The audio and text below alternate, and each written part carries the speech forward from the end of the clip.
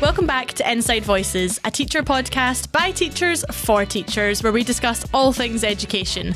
I'm your host, Laura. And I'm David. And remember that in here, we use our inside voices.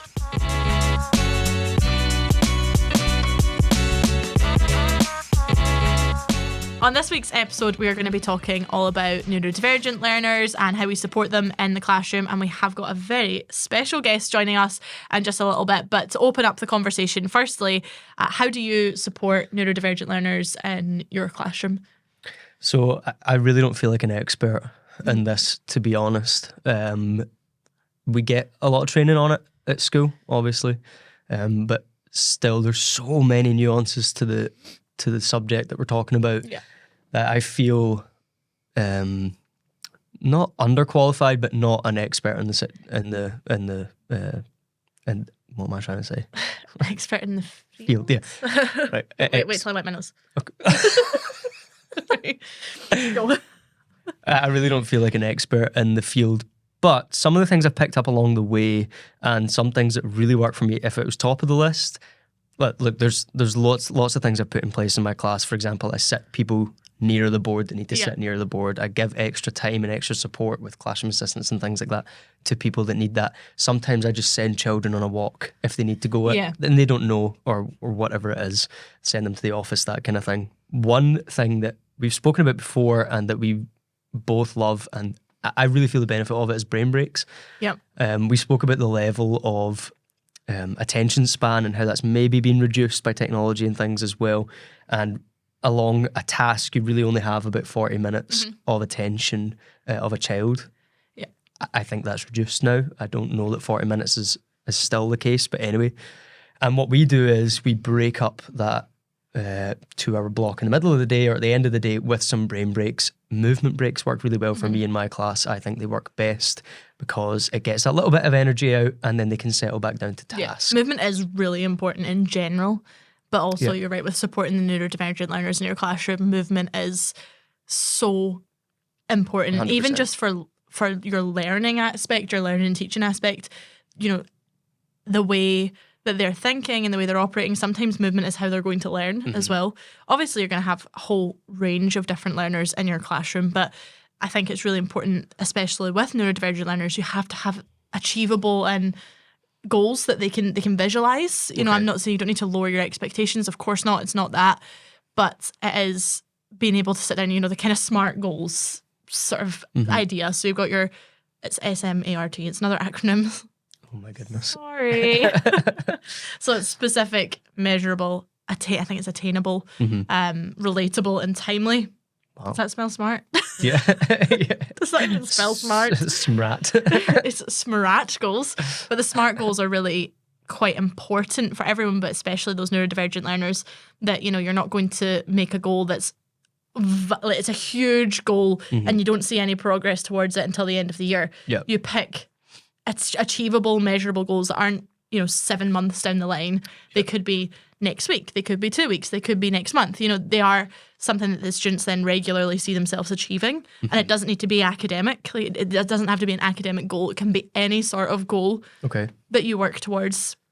And also, like, just being aware of the environment that you're in and how you can tweak that or change that. Just to suit. It's things you wouldn't even think about. So the environment of a learner is really important, I think, and it's one thing that we've focused on quite a lot this year. It's not something, well, you always take it into consideration when you're setting up your class.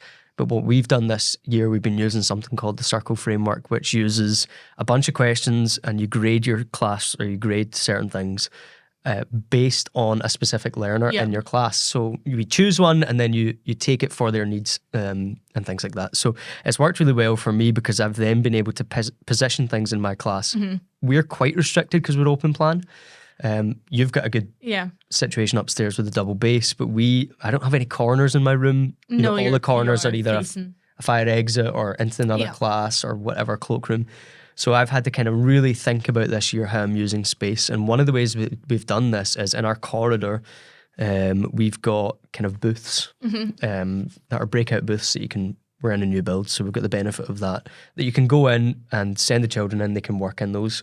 And we've converted kind of an area around one of those booths to be not a cam corner, but a cam area. Yeah. And it's just a place that they can go. It doesn't get used all the time. In fact, it's quite rare that it does get used, but when it does get used, it's really helpful for children that just need a break out of class. Yeah, just that space that doesn't feel like a traditional school space. Yeah, I think they just need a lot of the children that I work with or have worked with in the past just need a 5 minutes, just need a de-escalation, just need something to, and it's very often after these times like lunch and break and things like that, that they come in and they need that time just to reset and get back into the routine of class. Doesn't get used all the time, gets used very rarely, but it has been helpful. The option is important, but that framework 100%. is really useful as well because it made me think of things that I probably hadn't really considered. Yeah. So one of them was when you were looking at your board, is there anything really close to your board that could be potentially distracting? And it wasn't really something I had thought of, but you know, like the Barbie you've got. my Barbie at the side. No, but do you have like class rules, for example, like right next to your board that a student could then be focused on reading that instead of what you're talking about? Do you have something within the proximity that is making them think or wonder, or it doesn't necessarily need to be something that is, you know, huge and bright and colourful, but is there something on that area where you want them focused on the board and their attention on you? Is there something in there that's taking the attention away and not intentionally? I'm just sitting like thinking about my class, like is there anything? I think that is because I have to put, you know, above my board is one of the places that I can put work. Put things, but if it's far enough away, then it's okay. It's just if it's in that kind of direct line, but also things when you're thinking about it, like where the child is sitting. So someone once told me as well, go and sit in all of the seats in your classroom and just see. And I did this a few weeks ago. I sat down and I was like, whoa, this is not a seat that you can really properly just be focused on what I need to be focused on, which is the front of the room. Like I might want to face this way, I might want to face that way. I can look around, I can, you know, the way my seat is angled, I'm not actually facing the front. So I just it's really straightforward, it's really simple. I just get everyone to turn their chairs so that they're not twisting and turning, but also being aware of the environment comes from also understanding how children feel in that environment. So I'll never force children to come sit on the carpet. Quite often as a movement break, we'll go, you know, transition between carpet and chairs and just gets them up and moving. You know, sometimes you'll say, right, when you're walking to your chairs this time, you're going to hop or you're going to just something, do you know, like really straightforward, just a quick movement. Yeah. You're going to do the worm back to your chairs. Can you imagine? Nothing that complex. But you're not going to force a child to come and sit on the carpet and sit, you know, legs in a basket. You're going to sit that traditional when I was at school, how you sit on the carpet, you sit legs in a basket, you sit and your hands are in your lap and they're on your knees and you're nowhere near anyone and you've got your carpet spot. Like when I was in school, we had carpet spots. So we sat in the same spot all the time. And I just think that's... Sometimes I think I could be doing with that though. But it's so streamlined. It is. It's like children are also friends with everybody, I find. And they might fall out one day, okay, but especially for your neurodivergent learners, you might find they sit in the same spot all the time. But if that's a natural thing to do, then that's fine. But also if you feel more comfortable in your chair, then that's also fine. Like I don't have a problem with that, whatever is the best way for you, because it would be wrong for me to sit and say the environment you're working in is the environment I've selected and that's it. Because I don't see the environment in the same way as them. And I think that's important to keep in mind. I know we've had conversations before in terms of behaviour management, talking about the kind of shift between traditional behaviour management. When we were at school, it was very, you know, authoritarian. It was very, you will just listen to me, you will do what I ask. Whereas now, the kind of restorative approaches, and I know there's a lot of people out there who don't like the kind of restorative practices. There's a lot of people who do support it, but I think something we're better at now is we're far more aware of neurodivergent learners and their needs. Yeah, and I think we're getting better more and more just generally in society of understanding these as well, because actually it's quite a large percent of the population, isn't it? I don't know exact numbers, but maybe you can fill us in. There's 37,000 children in Scottish schools that have ADHD. So that's not even considering any other neurodivergent learners. That's just focused on ADHD.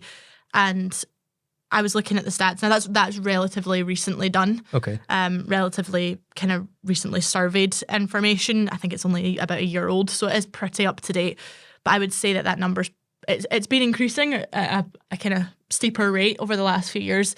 You get a lot of people who will kind of argue that, but we also have to remember when I was a child, the science wasn't really there behind it. The understanding, the empathy wasn't really there. It was just, that child maybe can't sit still. Yeah. And that was just it. Yeah. Whereas now we're obviously far more understanding of it, and we can see things in a completely different light. I think that as an educator is extremely beneficial. Yeah. To be able to, I know you can't put yourself exactly into someone's shoes, but at least to be able to have that bit of empathy is really important. Yeah, we were discussing this recently that with some of the teachers that we know, and that they were saying that maybe years ago a child with ASD or whatever would have just been deemed as cheeky. Yeah.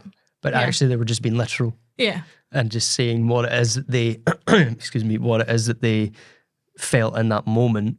Not that they were being cheeky, but that's just, the literal aspect of their character. And, it's good to have that understanding of the children in front of you in your class, because then you can start to tailor things. Again, not like what you said, you don't lower your standards, but you adjust your provision, I think, for these learners, because, it's like that. Did you ever see that image?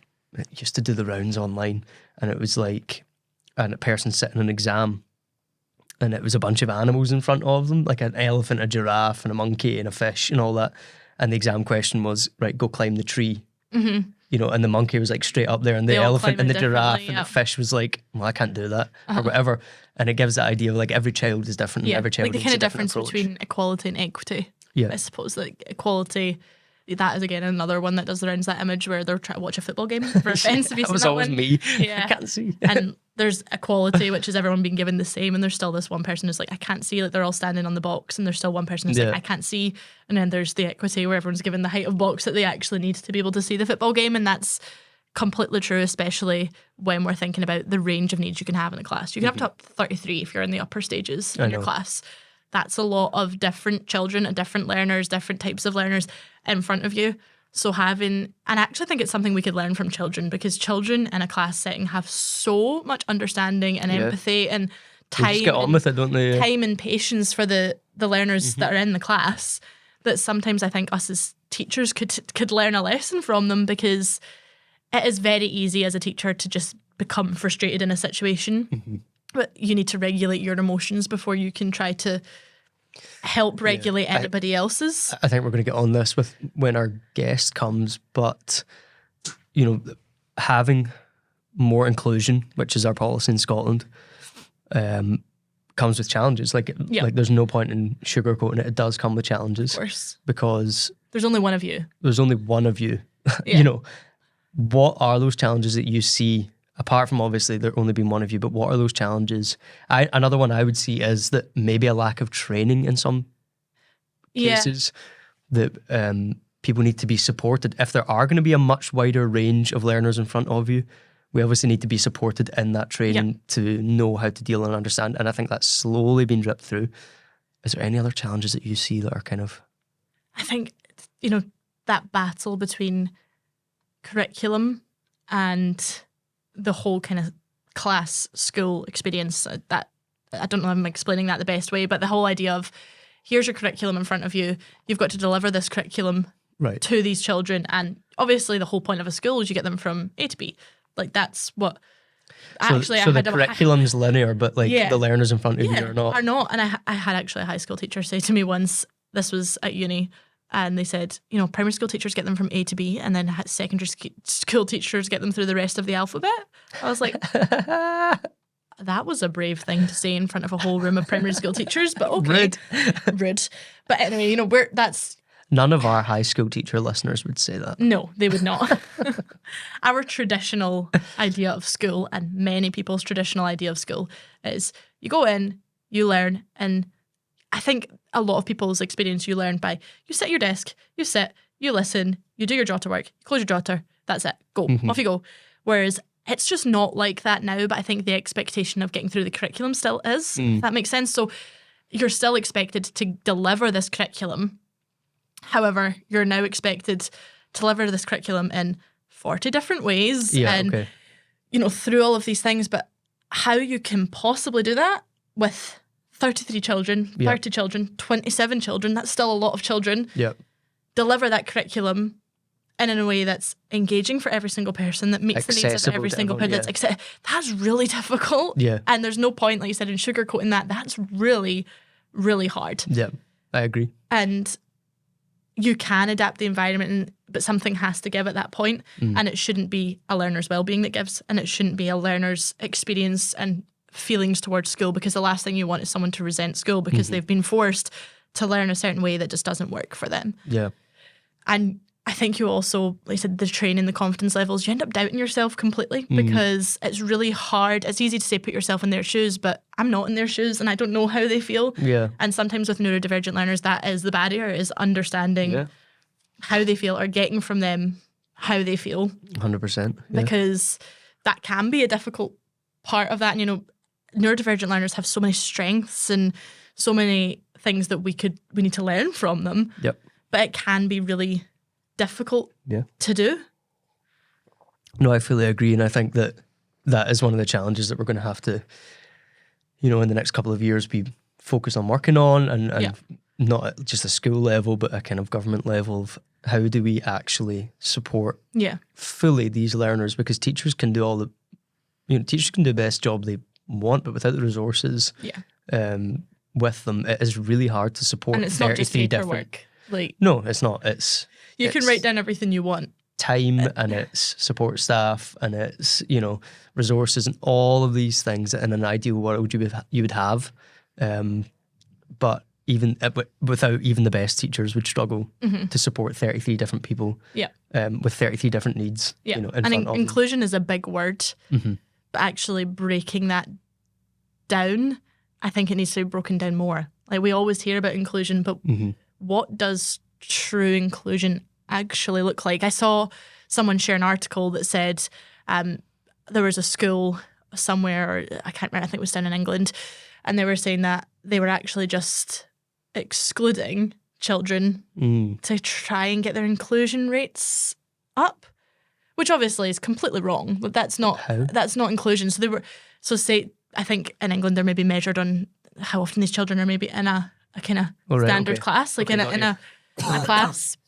setting, but these children were just getting excluded instead of being part of the class. So their numbers weren't getting added, basically. Their numbers were skewed, and obviously that is not inclusion. That's not inclusion. But I do also think there's kind of a question mark over what does inclusion actually look like, because it is something that has just been, you need to be promoting inclusion but how do you do that? Because just putting a child into a class that they're not ready to be in isn't inclusion. No. And I can't, as a teacher, really do a whole bunch about that, because I have, like I said, 30 other kids in the class. Yeah, exactly.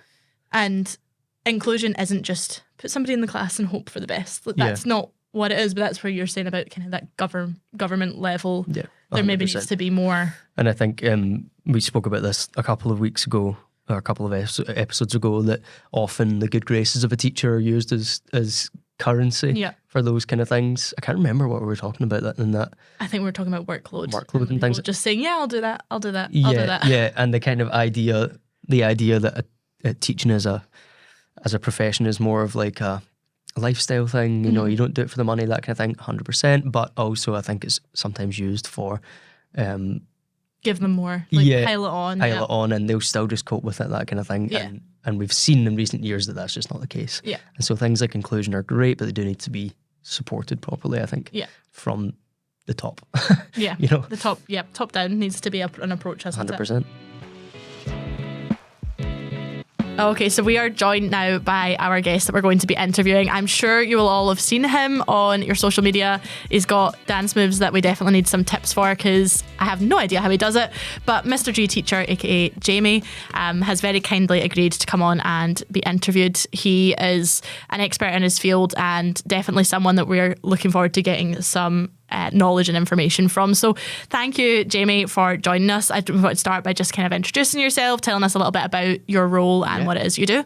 Yeah, so as you said, my name's Jamie Gilbert, and I teach children with social, emotional and mental health needs. So it's SEMH is the type of children that I deal with on a daily basis. I've been a teacher for 10 years next September, and I've been leader since lockdown, which was very interesting. So I've been primary leader and that's when I actually started during COVID, which was probably one of the most testing times for leadership. Yeah. So I'm an SMH primary teacher and also primary lead. So I am responsible to directly line manage 15 staff, and I've got 24 SMH children on roll currently. Well, you've also got quite a social media following as well, which we're obviously interested in because we've just started that this year.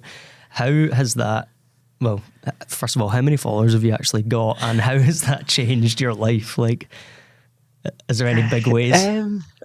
It has. In certain aspects. It's mainly to do with.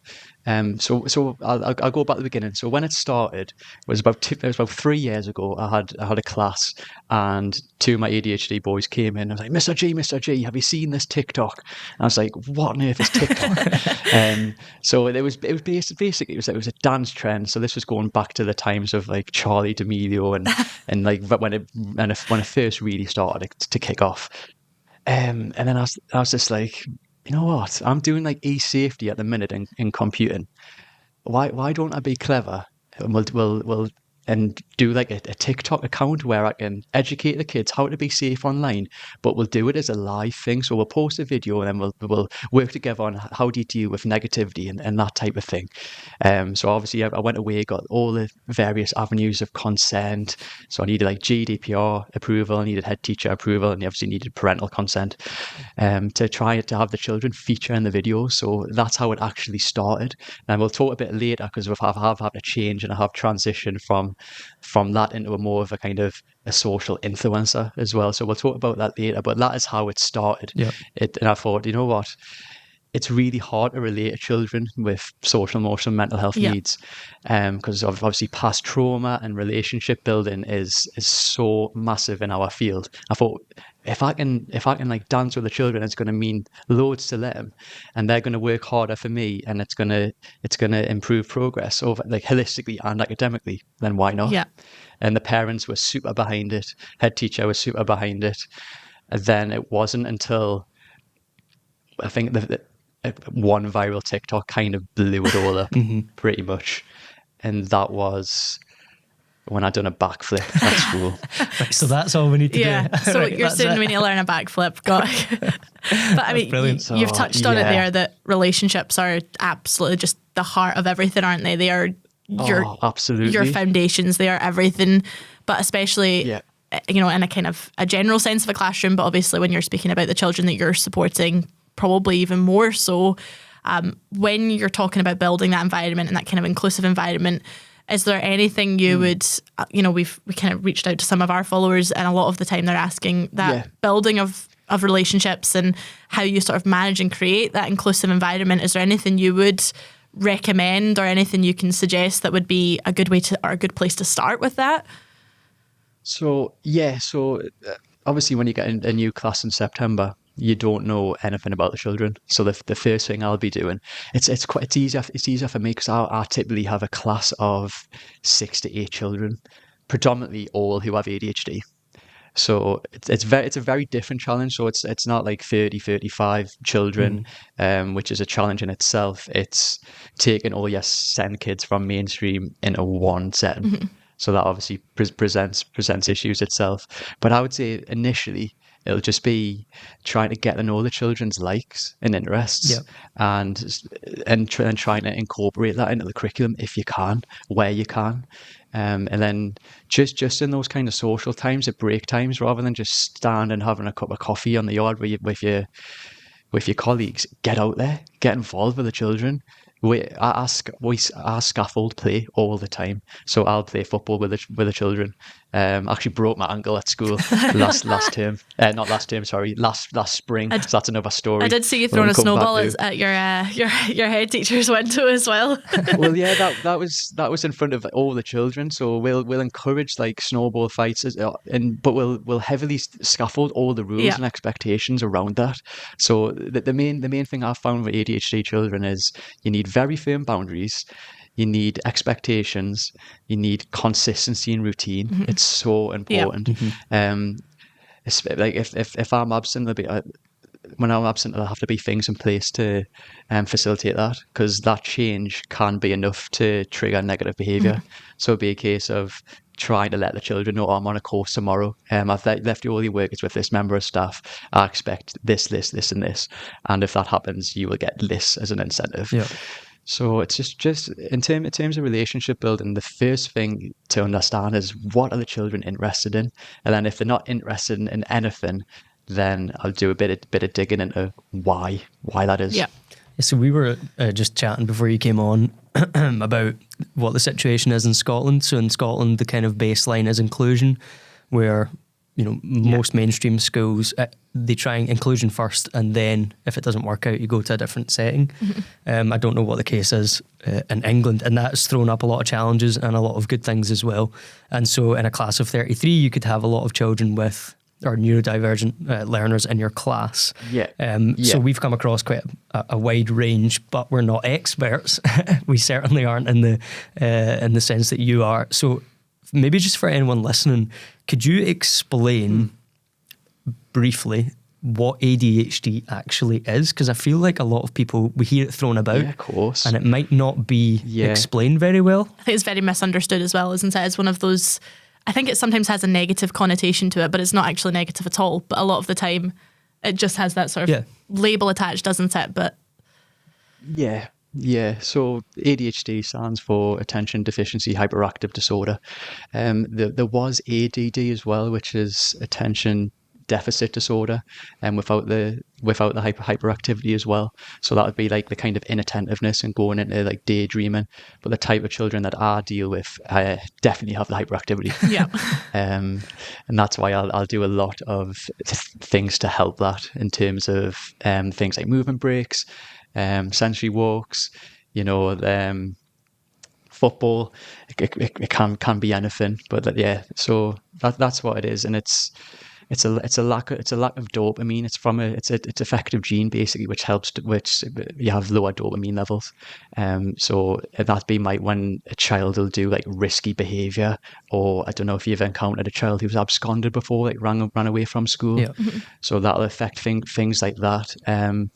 And normally, like an ADHD brain or someone who's faced with trauma, they'll have two responses: fight or flight. You've obviously probably came across this, and a lot of our children choose to fight, and that is that primary instinct, and that goes back to dopamine as well, and that obviously goes back to ADHD as well.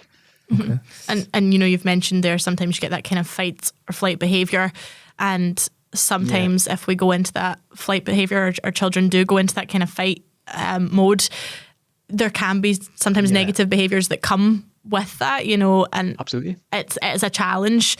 But how do you kind of deal with those behaviours? I think there's been a big debate over restorative practice and all of that, and people have their opinions on it, but you can't kind of get around the fact they might happen. So how do you deal with them? When I first started in primary, there was this. So this is about 10 years ago. There was a myth that ADHD was considered a myth at one point, even in an SMH school. And I'm working with children who have got ADHD professionals. It wasn't actually until the year 2000 that the NHS officially recognised ADHD. Wow!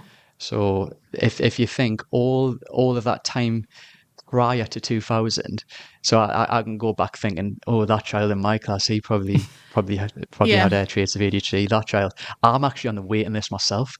So you quite notice I'm quite bouncy. I'm quite hyperactive myself. I've been waiting now, coming up 4 years. Wow. To just for an assessment to get my diagnosis. So I've been involved in helping to diagnose numerous children. I'm talking probably hundreds to probably to 1,000 children. So I've helped fill in. Do you guys have CAMS in Scotland? Do you have like a similar service? Yeah. So I've helped to provide CAMS with the evidence of this child needs the ADHD diagnosis, and then when I'm filling out these reports, I'm thinking, I'm hitting like 95% of these traits, and I'm very I'm very bubbly. I'm very positive. I'm very kind of hyperactive myself. Like when I'm teaching, I don't sit at my desk or sit now like I'm doing now. I'm up and around, and I'm constantly moving on my feet.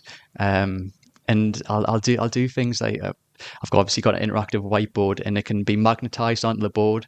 So I'll be explaining something, and I'll go and help a child, and then I'll pick up their pencil, and they'll be like, "Mr. G, I need my pencil to work." I'm like, "Oh, sorry, mate."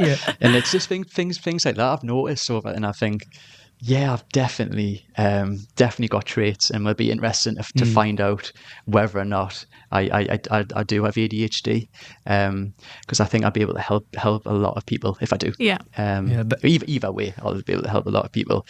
And I'm currently writing a book at the minute. I've just signed a book deal. Wow. Amazing. Which is going to follow a diagnosis story that is based on a true event in my class. So that's going to be pretty cool. Keep the eyes peeled for that one. Yeah, absolutely. I saw something on your TikTok, I think it was, or Instagram recently, and I hadn't come across it. But you said that there's a shortage of medication or something in the world right now. What is the case? What is the ongoing case with that? It might not be the case when this episode comes out, but what is the story with that? Can you fill us in a little bit? We don't know what the actual cause is, or what has caused this kind of national, worldwide medication shortage. We're quite lucky. It has only hit a couple of children so far. So we've got like personalised timetables around those children and specific safety plans and we're working very closely with the parents. Parents have been amazing in terms of understanding the emotions of the child and putting the child first. Parents have been super supportive of this. So it could be a case where we know a child's really, really dysregulated, and we can make that decision and say, look, we're not going to get anything today. So we might call the parent up and say, we might do like a half day, or we might do like a reduced timetable. But we've just been kind of incorporating more movement into the lessons as well. So a lot, like you might have seen, I've been doing a lot of movement videos at the minute. But I have found a link between hyperactivity and muscle memory and dancing. Yeah. Okay. So my hyperactive ADHD children, I'm able to teach them repetitive dance moves, so like shuffling, pretty easily. And I think, I don't know if it's to do with the hyperactivity, but it's these.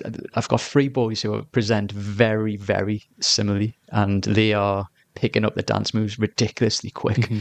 So I'll only do a movement break at no longer than a minute. Okay. So it'll be from recording, it might be a bit longer than that at the time we're kind of settled down, but we'll go through it together. I should probably record the process because that's really powerful. Yeah, I think that'd be really interesting. The process of actually making one is lovely to see. We're joking around, we're laughing, and then we'll watch after it, and it's a sense of sense of kind of relief, and to just kind of just easing down when we're watching it. So even that's kind of bringing the child down from the movement break, just the kind of reflection and watching the video and taking it from there, really. But that definitely comes through when we're watching your videos. You can tell that what you have is genuine with students, and you can tell that you are doing this for all of the right reasons and these movement breaks. And it's something that we've kind of briefly touched on this before you came on to the episode, and you touched on earlier that when we were at school, it was very much you have to sit and you have to listen. It was very kind of authoritarian and probably not ideal. Well, actually, definitely not ideal for most learners. Yes. Yeah, I've just realised I haven't even answered your question there. So that's the ADHD that it is. Exactly. That's another thing, and interrupting you there. That's another key trait. So So we were very assertive. ADHD was a myth, and it wasn't until I think I was back as an NQT back then, a newly qualified teacher. It wasn't until then when I had an unmedicated child come in that I was like, ADHD is definitely real. Yeah.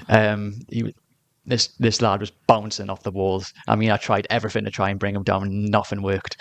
All my strategies, nothing worked. And I was just like, oh yeah, this is definitely real. So we were trained pretty much in quite an assertive approach. But now we've transitioned, particularly when I've been leading, to more of Dan Hughes' PACE approach. I don't know if you're aware of that. No, I don't think it's one that we're using just now. So PACE stands for playfulness, acceptance, curiosity, and empathy, and it's an approach to behaviour. So the first thing, if a child's out of class or dysregulated, we'll play a game within reason and try and distract them that way. Then we'll accept the behaviour. So I deal a lot with like surface behavior. So try to dig deeper than the surface behavior. Behavior is a form of communication. Yeah. So what is that child actually telling you? So we've got a role at school which is super important called a link worker. And that member of staff's role is to provide a link from homes to school. Yeah. So she'll ring me in the morning and say, look, like this lad has had an awful night, he hasn't had his breakfast. Then as a result, we'll tailor our practice in the morning. Yeah. So I'll be like, right, I'll just say Joe blogs. Right, Joe, I know you've had no breakfast or anything, mate. What would you like? Oh, can I have some toast, Mr. G? Yeah, of course can. And it's something as simple as that, meeting like their basic needs, but having that level of communication and that input from home, we can tailor our practice and we can accommodate the needs of our child better. Yeah, absolutely. And, you know, the PACE approach is something that's probably not really made its way to Scotland as of yet, but I can recognise kind of things within that, what you're saying that we sort of go for, and the whole, one of our main things we focus on right now in our authority in our school is that all behaviour is communication. And I think that is definitely sort of a route into understanding a little bit more and trying to get out of the idea of, you said it at the start of this episode, that when we were at school it was very much, oh, that child is just being cheeky, or that child is just misbehaving. Yeah. So you said a really key word there, which is maybe not in my vocabulary, but maybe should be. You said the three boys present the same, which I found quite interesting. Yeah. So can you just dig into that a little bit, what you mean by present the same? Because what you're saying is you've got three boys there with ADHD, but they're presenting differently, or they're presenting the same. So you're saying there's different traits for different people, which might make it a little bit more tricky for teachers. Absolutely. ADHD is every ADHD child is different in their own way. You can have similar traits, as in like hyperactivity or impulsivity, you know, but it is, there's such a like broad range, and you can use a strategy one day and it might not work the next. Right. So it's about understanding that individual and just having like a catalogue of things that you can try to de-escalate behaviour. And you're obviously saying, sorry, that's me interrupting you now. Sorry, you go for it. One of the main things that we teach children is to use their words. Use that. Tell us when there's a problem. Mm-hmm. And us blokes are terrible at this. We'll bottle everything up and not talk about our emotions. So I'll make a point of role modeling this to children. It could be a thing that's something like, I've got a meeting today. It could be something that's like dysregulated me, but I'll use like an example and say like, oh, I'm going to regulate myself. Mm-hmm. And I'll teach the children lots of like self-regulation exercises. One of the first things I implemented as leader of primary was to add a new subject into our curriculum. So I noticed that we teach children with social, emotional, mental health difficulties, yet we don't teach the children about these mental health difficulties or these social and emotional difficulties. So every Friday we do an SEMH lesson. Right. So every Friday, and then each term will be a different theme. And one of the themes is SEMH studies. So we'll study key things linked to SMH, such as ADHD, ESC, oppositional defiance disorder, dyslexia, dyspraxia, and anything that our children present, we will educate around that, and I'll teach them about the ADHD brain. I'll teach them things and strategies to cope and manage, and things better. If they can better understand their brain, it's not going away. This is their brain. It's not going to change. So if I can educate and help around that, I think that needs to be a key part of especially our curriculum. Yep. But even that general understanding. So I've taught about like autism before to like ADHD children, and then they've been like, "Oh, was that why he does that and that?" I'm just like, "Yeah, it is." And like, "Oh, I didn't know that." So I think sometimes we make the assumption that like the children kind of know why they're at our provision, whereas I'll actually, if you went into my school and say what's SMH in a primary, every child will tell you what it is. Yeah. And I think that was missing before that. Yeah. Children didn't know what ADHD was. They didn't know what hyperfocus is. We'll talk about that a bit later. That's fascinating. And it's just kind of just educating them around that. Yeah. Because like I say, their brain isn't going to change. Yeah. Absolutely. I mean, we with some of the learners that we've come across, we were speaking about this earlier, that children are far more empathetic than we give them credit for. They tend to just get on with things once they know about something. And that's the issue, isn't it? When you were saying there that if they don't know, then they make fun or they have a laugh or a joke about it. Tends to be, or my experience has been, that when my class knows about certain things, they start to, be more empathetic, show more kindness, accept that thing, and whatever it is, whether it's a tick or whether it's a behaviour or whatever it is, they tend to do this. I'm interested to know what you think the future of all of this is, because we've kind of come a long way in the last, 10, 20 years since 2000. Do we have a long way to go? Do we have, room to grow here, or are we at our capacity, or what do you think? No, I think there's definitely room for growth in terms of knowledge. I've been working with the DFE to raise awareness of the SMH curriculum, because it's a brand of SEN, special educational need, that often people don't know about. Yeah. And there's so much more we can be doing, and there's little short things that we could be doing in mainstream. I think that would help as well. Like, I think all schools would benefit from an SMH curriculum where you're looking at, like, it could be like 30 minutes, could be an assembly, where we're getting more understanding towards the neurodivergent learner, because we're starting to identify and recognize like ADHD and things sooner. This is only going to increase in the future. It's not going to slow down. So it could be just little things in the classroom, like having a visual timetable. Yeah. Straight away. Like little things like that. So in my classroom now, which is pretty much set up for more styles for the average, like for a neurodivergent learner. So I have I've got like a reading corner, and I've put within my reading corner I've got like a human dog bed. So that's for two reasons. That can be used by a child who needs to go there to kind of de-escalate and for self-regulation activities. But it's also, I've actually just had it as a bed as well. So I've had children come in and sleep in it. Yeah. And they'll be like, "Why are you letting a child sleep?" And I'll be like, "Well, it's because of this, and this." And I'm actually, in terms of the Adhd hierarchy of needs, I'm actually meeting his basic need. So things, I've got that in place. I'm trying to think what else. I've got a flexible desk. I know that they're not easy to come by, but that's just. But you can still put alternative seating. Yeah, you can use what you can. I think I'm using stools at the minute. You can be like little ones to steps to get to the sink. You can be creative in your areas.